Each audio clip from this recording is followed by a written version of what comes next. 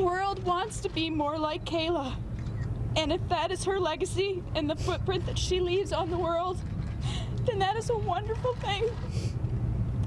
In Kayla's letter to Marcia and Carl, she wrote, "I have come to see there is good in every situation. Sometimes we just have to look for it. And right now, that's what we're all trying to do."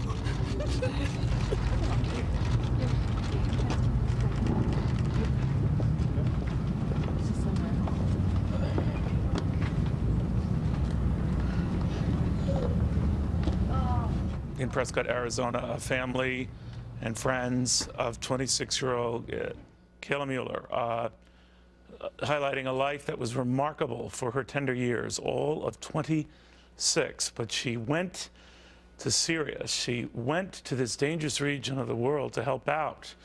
And now she's dead. What we don't know is when she died or how she died. To hear ISIS tell it, collateral damage in a Jordanian airstrike after a Jordanian pilot was burnt alive in a cage. We don't know. This much we do. An innocent who was intent on doing some good in a region of the world where we see anything but is gone. So she is everyone's child. She seems to be everyone's friend. And she puts a far different face on the cruelty and the barbarism of this region than anything we could see out of a cage. KT McFarland back with us. So much we don't know. Well, what do we know, What do you do? though? You know, it's like after September 11th, where you asked, why do they hate us? How could you hate a girl like that? I mean, I have daughters that age. That girl wanted to do good. She was killed because of it. Those guards knew her. The people who killed her. She wasn't a soldier. She wasn't a soldier. She wasn't a government contractor, you know.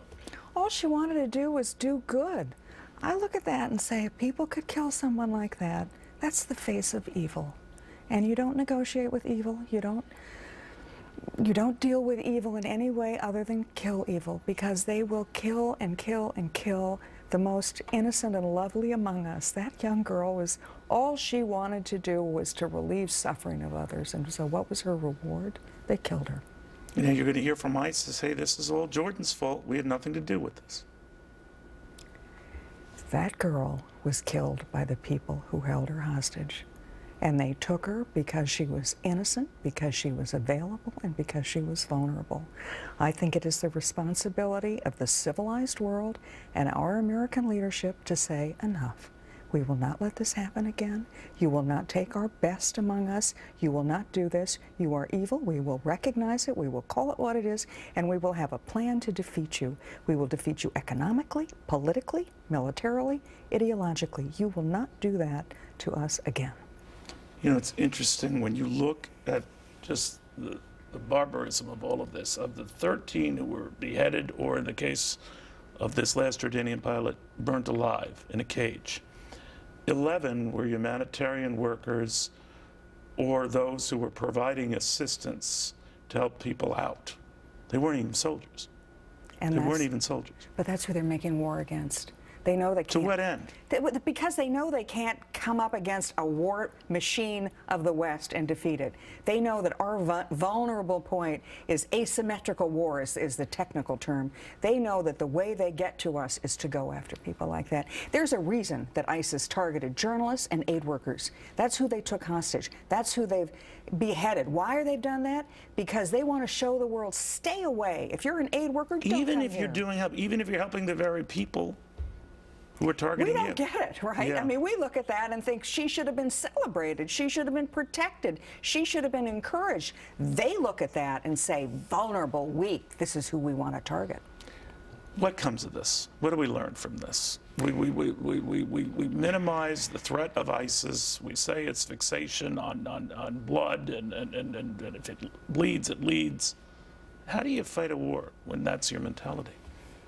Well, I think that's the whole problem. The president is not stepping up to the job. He's refusing to identify what it is. He's looking the other way. I mean, you know, every time, Neil, I think you can't get any blinder or deafer or dumber on this, and yet there's another example of, well, it's just senseless violence. The great arc of history will protect us. It is not. It is not. But for my money, and maybe because I have a daughter about the same age as Kayla, we see this cruelty and what's going on in this region in ways that, unfortunately, no burning hostage in a cage can. A young girl, an innocent smile, an innocent task, a babe in a very violent woods, gone at 26.